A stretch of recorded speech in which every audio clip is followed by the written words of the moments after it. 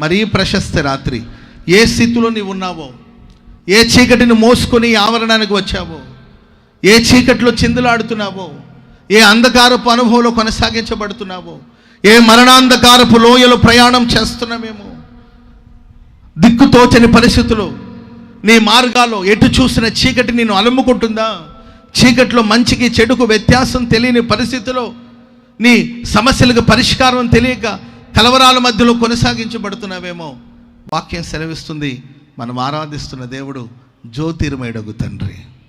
ఆయన మీ జీవితాన్ని వెలిగించబోతున్నాడు. నీ బ్రతుకులో ఉన్న ప్రతి చీకటిని దేవుడు తొలగించునుగాక.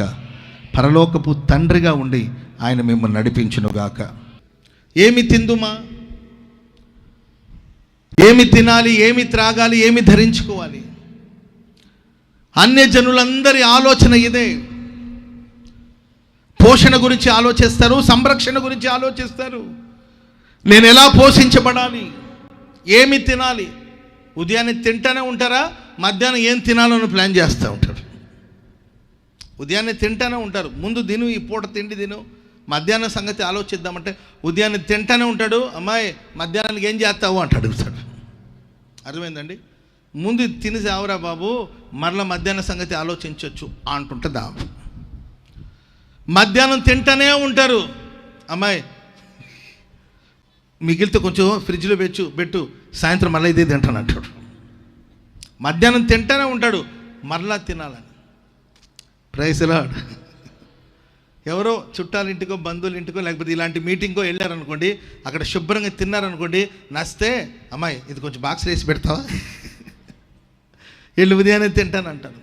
మనిషి తిండి వలన, మత్తు వలన, ఐహిక విచారం వలన మనుషులు మందముగా కొనసాగించబడుతున్నారు. అన్య జనులందరి ఆలోచన ఏం తినాలి, ఏమి ధరించుకోవాలి, ఎలా పోషించబడాలి అని దాని గురించి చింతిస్తూ ఉన్నారు.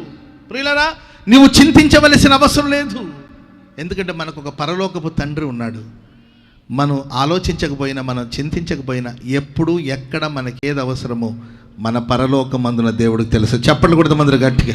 తన మహిమైశ్వర్యంలో ప్రతి అవసరాలు, తన ఐశ్వర్యములో, ఆయన ఐశ్వర్యంలో మన ప్రతి అవసరాలు తీర్చే దేవుడు యేసు ప్రభు. అదే అంటారు కదండి, మీలో చెడ్డవారైన తల్లిదండ్రులు తన పిల్లలు రొట్టెను అడిగితే రాతినిస్తారా, చేపను అడిగితే పావునిస్తారా?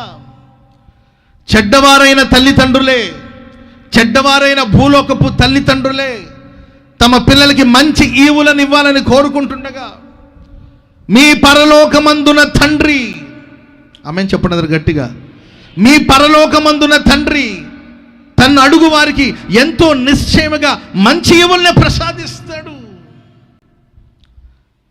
ఆయనే చూచుకుంటాడు. నీ అవసరాలేంటో ఆయనకు తెలుసు, నీ అక్కర్లేంటో ఆయనకు తెలుసు. అడిగి పొందుకోవడం ఒక ఎత్తు అయితే, మనం అడగకపోయినా మన అక్కరలన్నీ ప్రభువుకు తెలుసు. స్తోత్రం చెప్పండి అందరు గట్టిగా హల్లెలూయా. చూడండి, ఆకాశ పక్షులు చూడండి, అవి విత్తవు, కొయ్యవు, కొట్లలో కూర్చుకున్నవు, ఆయనను మీ పరలోకమందున దేవుడు వాటిని పోషిస్తున్నాడు. ఆమేన్. ఆయనను మీ పరలోకపు తండ్రి. పక్షులకు తండ్రియా, మనకు తండ్రి అయినా చెప్పాలి. పక్షులకు తండ్రియా, మనకు తండ్రి అయినా చెప్పాలి. మనకు తండ్రి. పక్షులకు ఆయన సృష్టికర్త, ఆయన సృష్టించాడు. ఆ సృష్టిలో ఒక భాగం పక్షులు. ఆ సృష్టికర్తగా దేవుడు వాటిని పోషిస్తుంటే, పరలోకమందున మీ తండ్రి వాటిని పోషిస్తున్నాడు. పక్షుల్నే ప్రభు పోషించగలిగితే మనల్ని పోషించలేడా? పోషణ గురించి ఆలోచించాలా, సంరక్షణ గురించి ఆలోచించాలా? ఆ పక్షుల కంటే మీరు శ్రేష్ఠులు అని ప్రభు చెప్పాడు. ఆమేన్ చెప్పండి గట్టిగా. మనం స్పెషల్ అండి దేవుని దృష్టిలో. ఆమేన్ చెప్పండి గట్టిగా. మన స్పెషల్. సాధారణమైన పక్షులకే మేలు చేయగలిగితే మీరు ఆయన దృష్టిలో శ్రేష్టమైన వాళ్ళు. సాధారణమైన పక్షులకే దేవుడు అలా మేలు చేయగలిగితే మనం ఆయన దృష్టిలో సంథింగ్ స్పెషల్ అండి, ప్రత్యేకమైన వాళ్ళు. మన కోసం తన స్వరక్తాన్ని చిందించిన దేవుడు ఆయన. విలువైన తన రక్తాన్ని దారబోసి మనల్ని కన్న దేవుడు ఆయన, కొన్న దేవుడు ఆయన. ఆయన దృష్టిలో మనం విశేషమైన వాళ్ళు కనుక మన అవసరాలు, మన అక్కర్లన్నీ ప్రభువుకు తెలుసు. ఆయన మన అవసరాలు తీరుస్తాడు. స్తోత్రం చెప్పండి అందరూ గట్టిగా. సాధారణమైన వాటికే ప్రభు మేలు చేస్తే మనం విశేషమైన వాడు, మనం శ్రేష్టమైన వాడు. ప్రభు మనల్ని పోషించలేడా? అడవి పుష్పములను మీరు చూడండి, అడవి పువ్వును మీరు చూడండి, దాని ఆయుష్కాలం ఎంతకాలం? అడవి పువ్వు యొక్క ఆయుష్కాలం ఎంతండి? అడవి పుష్పం యొక్క ఆయుష్కాలం ఎంతండి? ఒక్కరోజే. ఉదయాన్నే అది వికసిస్తుంది, సాయంత్రానికి వాడిపోతుంది. ఒక్కరోజుండి సాయంత్రానికి వాడిపోయి ఆ పుష్పాలని దేవుడు అంతగా అలంకరిస్తే ప్రియులారా, దేవుడు మనకు ఆయుష్కాలం ఇచ్చి మనమే కాకుండా మన తరతరాలు దీవెనకరంగా ఉండాలని నిర్ణయించిన దేవుడు మనల్ని అలంకరించలేడా? స్తోత్రం చెప్పండి అందరూ గట్టిగా హల్లెలూయా. ఒక్కరోజు ఉండి సాయంత్రానికి వాడిపోయే ఆ పుష్పాలను అలంకరించిన దేవుడు మన జీవితంలో మరింత మహిమ కలిగిన కార్యాలు చేస్తాడు. గనుక మనకు ఒక తండ్రి ఉన్నాడు, ఆయన పరలోకపు తండ్రి. మనం చెప్పినా చెప్పకపోయినా, మనం అడిగినా అడగకపోయినా మన అక్కర్లన్నీ తీర్చగలిగిన తండ్రి అయిన ప్రతి అవసరాలు మహిమైశ్వలో తీరుస్తాడు. స్తోత్రం చెప్పండి అందరూ గట్టిగా. మరి మనం చింతించాలా, మనం దిగులు పడాలా, మనం కలవరపడాలా? ప్రభు మనకు ఒకటే చెప్పాడు, మొదట దేవుని రాజ్యాన్ని దేవుని నీతిని వెతకండి. దేవుని నీతిని వెతకండి. ప్రభు మనల్ని నడిపించే మార్గాలు మనం ప్రశాంతంగా పోతున్నప్పుడు మనకి ఎప్పుడెప్పుడు ఏది కావాలో అవన్నీ ప్రభు మనకి ఇస్తాడు. ఆమేన్ చెప్పండి అందరూ గట్టిగా. మనం ఏదో వెతుక్కొని వెళ్ళవలసిన అవసరం లేదు. దావీదు చరిత్ర మనం చూస్తే సింహాన్ని దావీదు వెతుక్కొని వెళ్ళాడా? సింహం వచ్చింది, సింహం మీద జయం సాధించాడు. ఎలుగుబంటి ఎక్కడుంది? నా తల మీద క్రొత్త తైలం పోయబడి ఉంది. నేను రాజుని, రాజ్యాన్ని స్థాపించాలి, సింహాసనాన్ని స్థిరపరచుకోవాలి, సౌల్ని పడగొట్టాలి, సింహాసనం ఎక్కాలని దావీదేమని అనుకున్నాడా? ఓ న్యాచురల్ ఫ్లో అంటారు దాన్ని. స్తోత్రం చెప్పండి అందరూ గట్టిగా. న్యాచురల్గా ఒక నది ఎలా పారుతూ ఉంటుందో అట్లా న్యాచురల్గా మన విశ్వాసయాత్రలో మనం వెళ్ళిపోతుండాలి.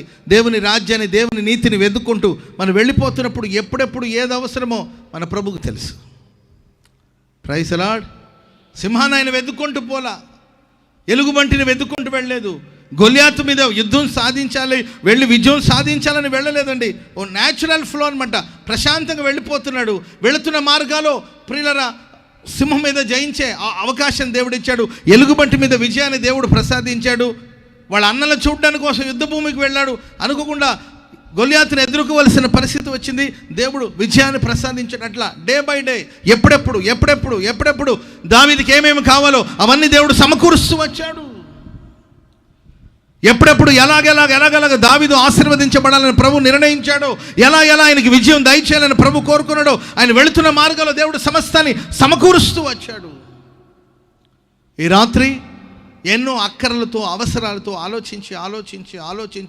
ఆలోచించి దిగులు పడవలసిన అవసరం లేదండి. ప్రియులైన దేవుని రాజ్యాన్ని, దేవుని నీతిని వెతుకుతూ దేవుడు నీ కొరకు సిద్ధపరచబడిన మార్గాల్లో కుడి ఎడమలకు తొలగిపోకుండా నీ ప్రయాణం నీవు చేయి. ఆ మార్గాల్లో కావలసిందంతా ప్రభు నీకు ఇస్తాడు. చెప్పలు కూడా అందరూ గట్టిగా హల్లెలూయా. చదువుకునే పిల్లలకు ఒకటే పోటీ, వాడికన్నా నేను బాగా మార్క్ సంపాదించాలి. ఎలా సంపాదించాలి? డిప్రెషన్, టెన్షన్, కలవరపడవలసిన అవసరం లేదండి. నీ చదువేదో చదువుకో. ప్రభు నీకు ఇచ్చిన మార్గంలో సాగిపోతూ ఉండు. తగిన సమయం అందు దేవుడు నీకు జయం అనుగ్రహిస్తాడు. ఆమేన్ చెప్పండి అందరూ గట్టిగా.